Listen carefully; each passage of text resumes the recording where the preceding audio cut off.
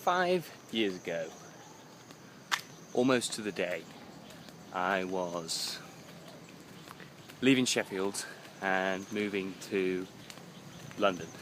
I graduated from Sheffield University and I'd managed to get on a graduate scheme with a pretty large, well, the largest insurance company in the world. Now AIG have collapsed. And I moved to London and stayed in Wimbledon. Not the nice area of Wimbledon though, granted. It was South Wimbledon on Kingston Road. Anyone who knows that area of London well will know that it's not great. I had a small flat that I shared with a friend, and for that flat we paid £1,100 for the rent. The flat was incredibly basic and above a kebab shop basically. So as it's a kind of anniversary of that move, I wanted to do a little vlog about the economics of digital nomadism. My starting salary was about £25,000. That's a reasonable salary for someone that's leaving university with no real experience, I guess. Doing a politics degree is pretty much worthless in the marketplace and doesn't really give you any skills, so yeah, you've kind of got to accept that mid-level entry salary. But what I wanted to do was talk about that salary and break it down into what you're really actually getting when you're going to work for an employer. So £25,000 works out to be about £2,083 gross each month. Not bad. Having said that though, to acquire that salary, I had to move to London, which is arguably one of the most expensive cities to live in the world. Straight off that salary was maybe about £250 in income tax and about £150 in national insurance. In addition to that, I had to pay about £75 a month for my student loan repayments, which is fair enough, I guess. That was maybe £425 off, would probably leave me with about £1,600 net at the end of that month. Again, a living wage? Well, I thought so at the time, but when you start to look at it, not really. So my transport to work was £140 a month. My rent was £550. My bills were about £200 to £300 for gas, electricity and internet, not including things like phone and other variable costs. And that would leave me with about £700 every month in, I'd say, disposable income, but that needs to be spent on food, entertainment, and it was very rare that a night out in London would cost you £100, which really meant that you couldn't go out very often. And in fact, I was probably left with about £150 a week, if not £175 if I was lucky, in disposable income. And when you think about that, that's what you're really getting for putting in all that time at work. You can't factor in the transportation to work or the taxes.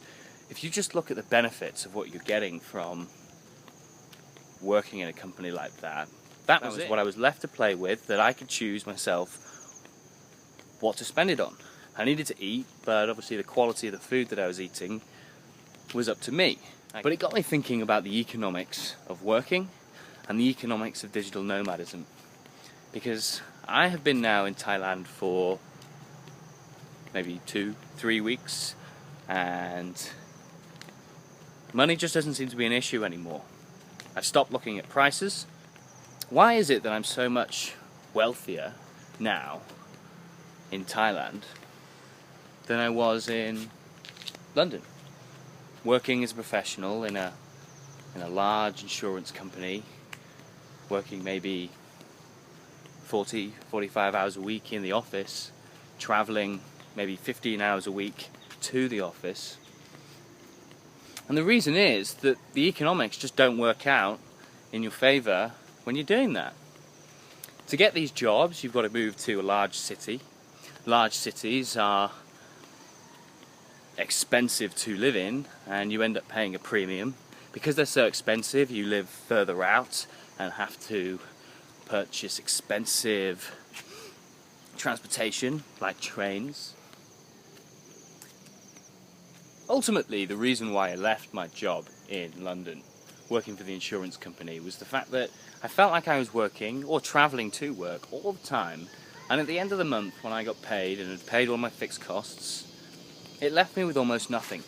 My standard of living was, well, I wouldn't say on the poverty line, I wouldn't, insult people that actually were, but the standard of living was definitely not high.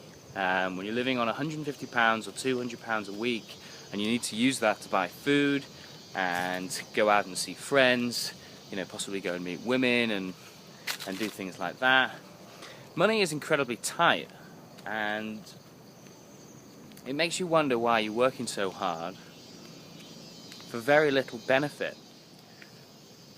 When you actually sit down and run the maths and break down your income, what percentage of that income is yours to keep? What percentage of your expenditure aren't expenses that you actively want to pay for, whether or not you're purchasing a new gym membership, or you're going out for dinner, your tennis membership, or whatever. They're fine expenses. They're things that you want to do, you've chosen to do it, and you've gone and paid for it. No problem. But what about the train ticket to work? What about car payments on your car that maybe you're quite proud of? It's a nice car, a BMW, but who's that car really benefiting? You're using it to get to work. I can't imagine you'd ever, or would rarely, take that car out on the weekend and do some pleasure driving. I'm sure people do that, but I don't know anyone that does. Just goes and drives for the fun of it. No, they use it to primarily get to work. So, is that something for you? I don't think so. It's just a way for you to go to a place that you need to go so you can earn the money to live on. And a lot of people like to spend a lot of money on cars and I guess compete with the other get-to-work machines that are in the office car park, and you can kind of see who's got more very superficial status.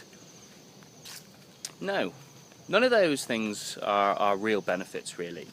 The person that has real wealth and real benefits is the person that has enough money every month to do all the things that they want to do. And they're not spending all their money actively getting to work, being at work, and then once they've been at work and they've got paid, spending all that money on taxes. As I said before, the economics of being an employee really aren't in your favour. The main difference between an employee and a business is the fact that businesses pay taxes at the very end of their expenses. So, if they've earned £1 million and they've spent £1 million, let's say retooling a factory, they've technically not made any profits, even though everyone's been paid, and they don't need to pay any tax. An employee, on the other hand, has to pay tax at the very beginning. It's the first thing that comes out of their paycheck, whether or not they want to use some of their paycheck to invest in themselves, whether or not they want to go on a course to acquire new skills. All of that has to come out of their disposable income. And the taxman takes the money first. It is the total opposite from businesses, and is one of the reasons why being an employee is not a sensible thing to do. All of this thinking brings me nicely to the subject of the economics of digital nomadism. When you take away the necessity to go to a single employer at a single location, the dynamic starts to change. First of all, you can work anywhere in the world. You can choose places based on their comparative value, like I have done with Thailand. It's 3 or 4 times cheaper than the UK here, so I feel 3 or 4 times richer. I've registered myself as a company, so any investment that I make on new courses or learning new skills that are going to benefit me in the future, all of that's tax deductible. And I can spend a fortune on growing myself and my skills, and at the end of the year wipe that all off my taxes, and only really pay taxes on the money that I've actually genuinely got to keep at the end, my true profits, which are essentially what's been left over after everything else has been paid. Digital nomadism makes real financial sense. The fact is that the Industrial Revolution is over. We're in a different revolution now, a digital revolution, and the dynamics in the Industrial Revolution, which essentially created the big cities we have in the UK and throughout the world, just don't apply anymore. And yet, people are still trapped by the hangover of that revolution. Why is it that almost all jobs now see the day's work being a 9-to-5 operation? Why is a day's work 8 hours? Why does it need to be done at 9 and finish at 5? Well, you needed to do that in the Industrial Revolution because the sun would go down. Farmers wouldn't be able to plough their fields when it's dark, and factories that didn't have electricity would have to close in the evenings. And all that's fine. It's the context of doing business in a few hundred years ago. But now, with the advent of digital technology and massive communication systems, there's no need for anyone really, unless they are actually physically working on a factory line, to be at the factory. So the hangover from the Industrial Revolution is still lingering over us. So what are the economics of digital nomadism? Well, before I can really explain that, you need to have a good understanding of what exactly a digital nomad is. And it simply is someone who leverages technology to be able to work from anywhere in the world, whether that be work for yourself or work for a company. It doesn't matter. The technology that enables that is a relatively new thing. High-speed internet, smartphones, laptops and tablet computers. All of these things weren't available in the 80s, not really in the 90s, and only really perhaps in the last 15 to 20 years. But now they are available, and they're incredibly cheap. And they're things that are enabling businesses to make lots of money, but they're also things that are enabling people like myself to do the work that we want to do, that we've chosen to do. Personally, I would prefer to work for myself, but there are many, many people here that are working for companies. And as soon as you start to utilize the technology that is pretty much free or incredibly inexpensive nowadays, technology that we all have, the economics or the dynamics that play such a huge part in everyone's lives, particularly in the UK and the West, change fundamentally. When you take away the need to be in any one location to do your work, you're also taking away the need to spend relatively large amounts of money to get to work. And I'm not just talking about your petrol or your car payments, or in my case the season ticket on the train, but you're also talking about the time. Whatever your time's worth, whether it's £10 or £20 or £30 an hour or £100 an hour. If you're spending 3 hours in traffic a day, in most cases, you're not getting paid for that. But you're certainly not spending that time on leisure. It's a feature of getting to work that you're just not getting paid for. To compare that to the digital nomad, work begins when the laptop's open. It's instant. There's no commuting. There's no delay. The second point would be leveraging disparities in currency values. When you're earning in sterling and paying in sterling, okay, there's no disadvantage, but there's definitely no benefit. When you move to somewhere like Thailand and you're earning pounds and spending baht, you really can leverage the huge gap in value to make yourself just feel so much wealthier. It's all well and good earning a decent wage in a developed country, but the downside, of course, is that you've got to spend that money in a developed country, and developed countries in general are very expensive. The digital nomad, however, can flip that on its head.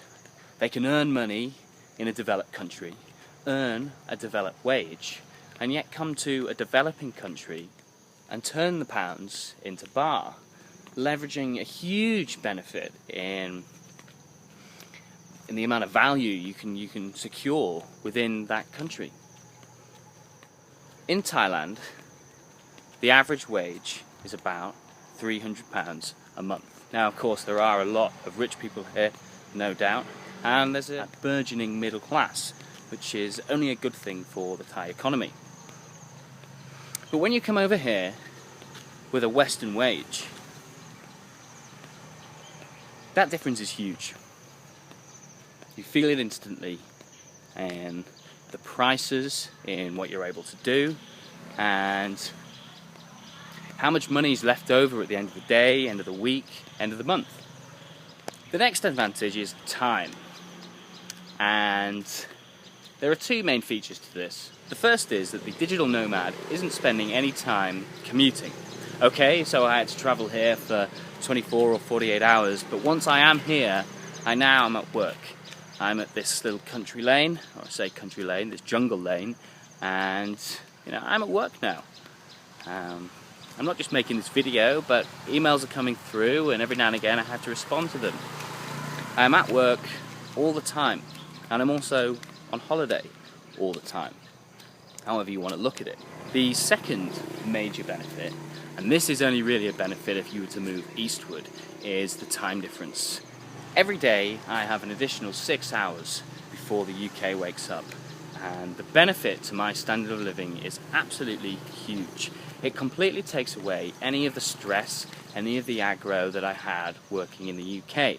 I have a huge amount of clients, and most of them, like most business people, do get up early. They like to get their jobs done early on, and as a result they would be emailing me.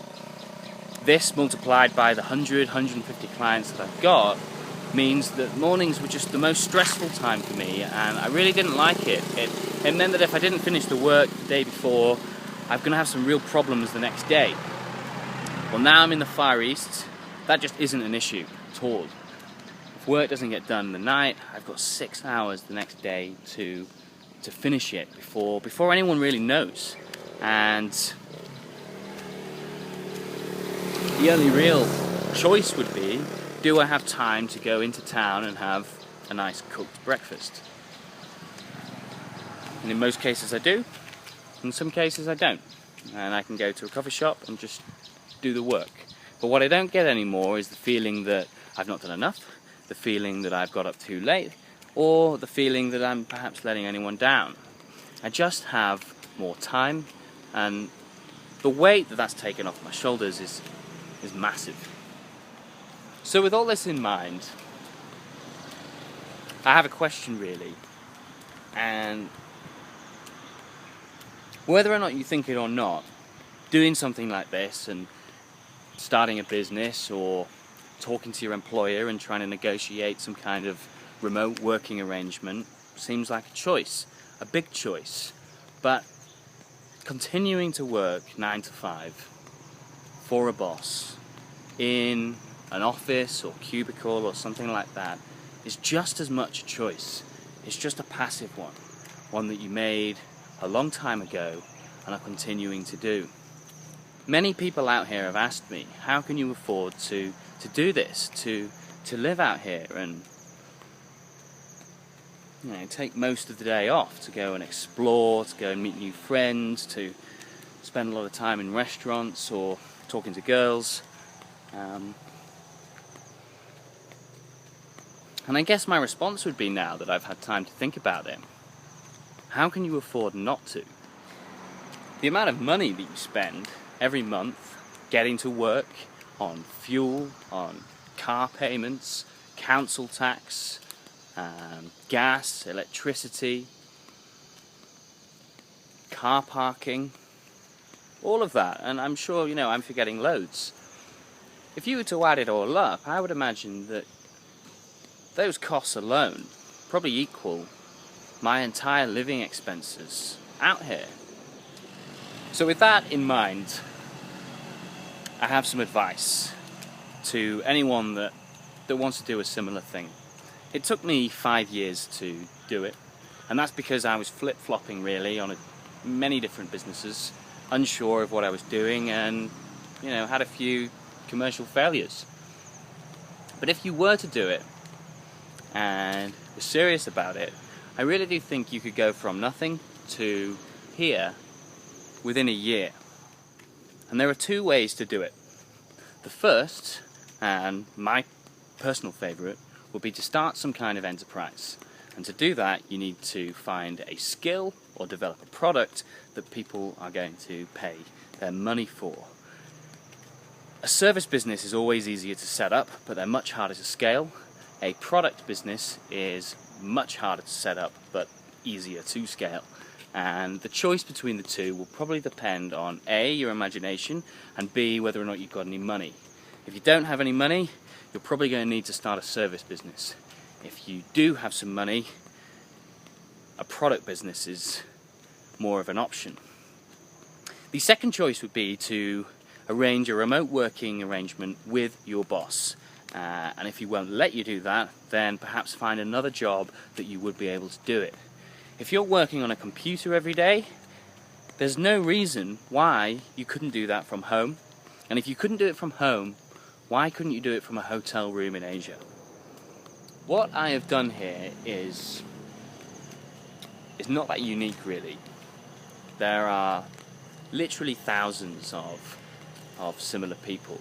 I've been surprised actually at how many of them are just working for companies. I was expecting to meet a lot of hotshot businessmen that were, light years ahead of me, and that's just not the case. Most of the people that are here are working for one employer. They have a particular skill, they do a good job, they have contracts with these companies, and the only unusual arrangement is the fact that they do all of their work offline. They still check in for regular Skype meetings with their team or their boss. They work fixed hours, and in some cases even, digitally check in and check out. But because they're not having to go to the office every day, they can lead these amazing lives. 35 hours a week, or whatever the average working week is, isn't really that long. It's all the other things that you need to do on top that make it the majority of your time. The getting ready for the work, the getting to work, the coming home and preparing for the next day's work. All of that stuff really starts to add up, and once you can decouple yourself using digital technology, the world becomes open to you. So if you're not a business person or don't have an entrepreneurial bone in your body, you can still do this. You can still arrange with your boss a remote working agreement. And if you won't do it, well, maybe it's time to sack him.